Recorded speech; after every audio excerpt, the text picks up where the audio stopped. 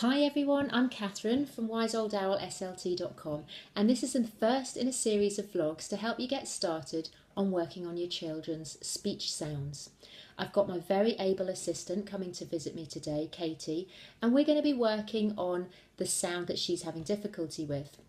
In her case, the sound is k.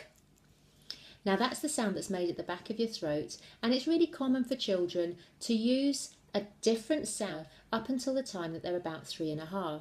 So they might say tar instead of car or tat instead of cat.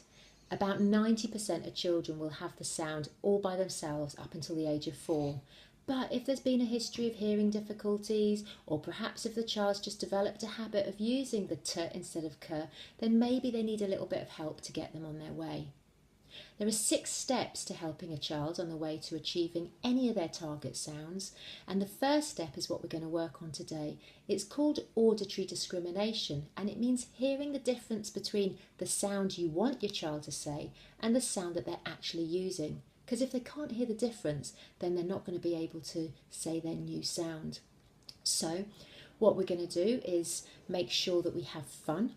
We're going to keep the session quite short, and that's the key. Maybe set aside a special time every day for 5 minutes where there's no background noise, where the child's going to be able to hear you. Make some fun games to do with the activities, and then the next step, once they can hear the difference between k and t, will be hearing the difference between k and t at the beginning of words, and then we can move on to the child saying their target sound. You'll have to watch out for next week for that.